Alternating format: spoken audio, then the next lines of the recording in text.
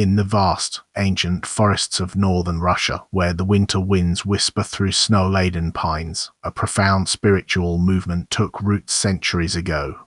Its quiet strength emanated from a humble skeet nestled on the Sora River, far removed from the clamor of the world.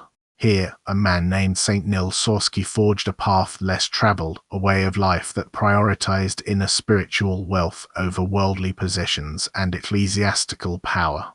His legacy reminds us that true strength often lies not in what we acquire, but in what we are willing to renounce for the sake of God's love. It is a story of radical detachment and unwavering devotion to the unseen kingdom.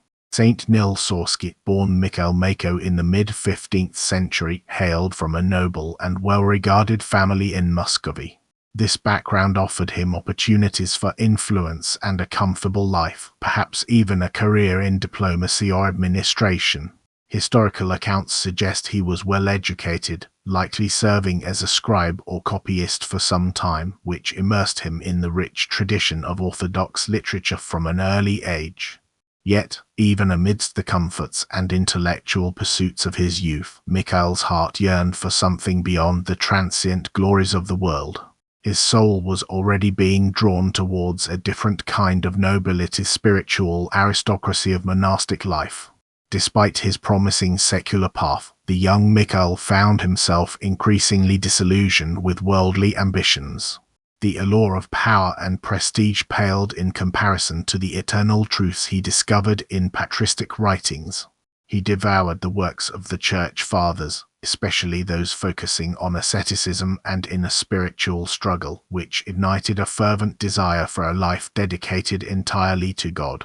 This deep yearning prompted a pivotal decision to abandon his family's expectations and the world's promises. His journey began not with outward fanfare, but with an inner revolution, a profound reorientation of his heart towards the sacred solitude of monasticism, seeking a deeper reality than any earthly kingdom could offer. Mikhail's spiritual quest led him to the famed Kirillo-Belozerski Monastery, a powerhouse of Russian asceticism and intellectual life, founded by Saint Cyril of White Lake. Here he received the monastic tonsure, taking the name Nil, signifying his new identity and dedication.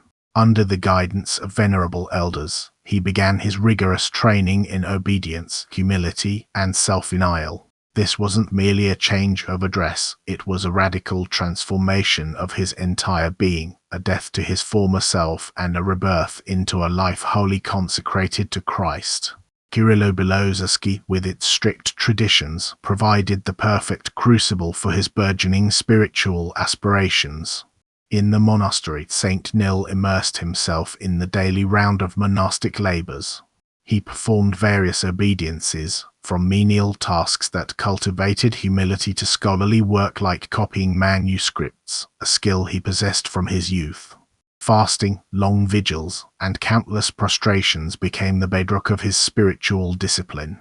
These were not mere external practices, but tools for inner purification, designed to subdue the ego and cleanse the heart.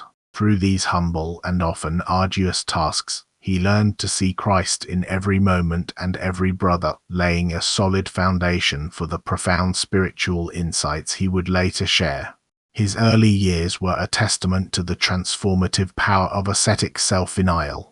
Even for a soul as devout as Saint Nil, the monastic path was fraught with inner trials and temptations. The silence and solitude often amplify the battle against one's passions and self-will. He faced periods of doubt, weariness, and spiritual dryness, enduring what the fathers call the demonic attacks that seek to pull a monk away from God. These were not necessarily external forces but fierce internal struggles, testing the very core of his faith and resolve. Through prayer, fasting, and unwavering trust in God, Saint Nil learned to discern these thoughts, to conquer his inner demons, and to forge a spirit of unshakable perseverance. This inner warfare was essential for his spiritual refinement. Saint Nil's hunger for deeper spiritual knowledge led him beyond the borders of Russia. He embarked on a transformative pilgrimage to the spiritual heartlands of Orthodoxy, Mount Athos and Constantinople. There, he immersed himself in the living tradition of hesychasm, the ancient practice of silent, contemplative prayer centered on the Jesus prayer, Lord Jesus Christ, Son of God, have mercy on me, a sinner. He sought out experienced spiritual elders, learning directly from them the intricate art of guarding the mind and cleansing the heart. This journey was not just geographical, it was an inward expedition, a preparation for the unique ascetic path he would later establish in the Russian wilderness, rooted in the profound stillness of the holy mountain.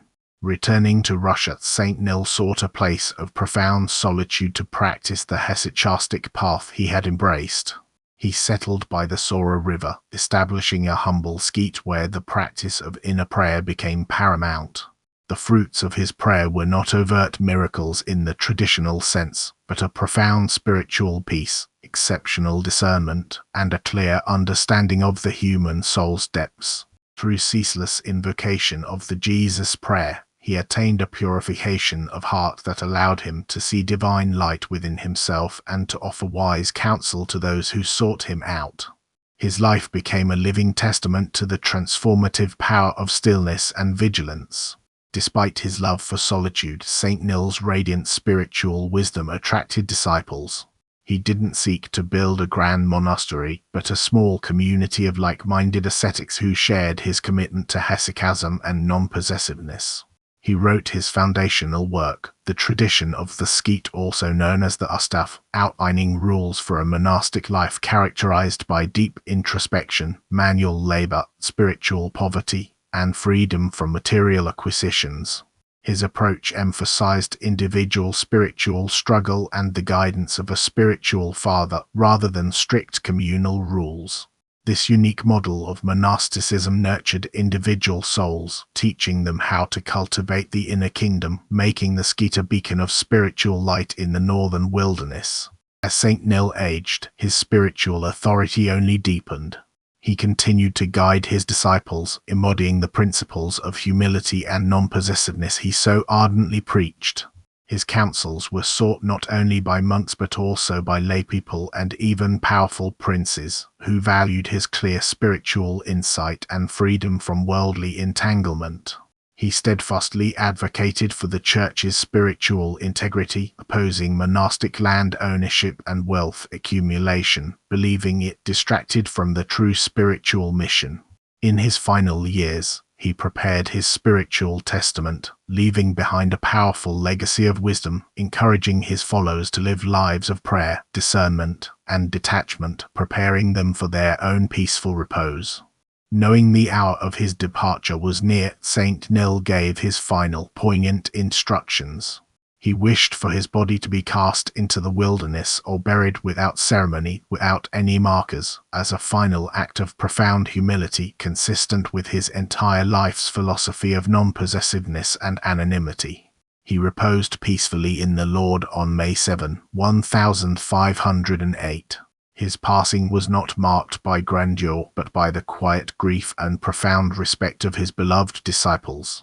Though he desired no earthly recognition, the serene peace that pervaded his cell and the hearts of his brethren was a testament to the holiness of his departure, truly falling asleep in the Lord as a faithful servant. Despite St. Nil's fervent wish for an unmarked grave, his profound sanctity could not remain hidden. Soon after his repose, the faithful began to venerate his burial site, drawn by the palpable sense of holiness that emanated from it. Though specific historical accounts of immediate post-mortem miracles at his tomb are sparse, tradition holds that pilgrims would experience solace, healing, and spiritual guidance simply by visiting the sacred ground where his body lay. This quiet veneration eventually led to his informal, then formal, recognition as a saint. The light of God, shining through his humble life and death, simply could not be obscured, proving that true holiness leaves an indelible mark. St. Nil Sorsky's influence on Russian Orthodoxy was monumental. His teachings laid the foundation for the non-possessors movement, a significant theological current that challenged the monastic accumulation of wealth and land. His Ustav became a guiding light for future generations of ascetics, advocating for internal prayer, spiritual poverty, and intellectual freedom. He was formally canonized, though the exact date is somewhat fluid due to early local veneration solidifying his place among the saints. His monastic model, emphasizing individual spiritual struggle over institutional power, resonated deeply within Russian spirituality, securing his memory and spreading his teachings far beyond the quiet banks of the Sora River, a timeless advocate for the inner monastery. What can Saint Nil Sorski's life offer us in our fast-paced, material-driven world? His message of non-possessiveness and hesychasm is more relevant than ever. It's not about abandoning all possessions, but cultivating detachment from them, recognizing that true wealth lies within the heart. His emphasis on discerning thoughts and constant prayer teaches us to find stillness amidst the noise, to guard our inner peace from the relentless demands of modern life. Saint Nil calls us to prioritize the spiritual, to seek God above all else, offering a timeless path to genuine freedom and enduring joy. In his quiet wisdom, we find a profound guide for navigating the complexities of our souls and our world.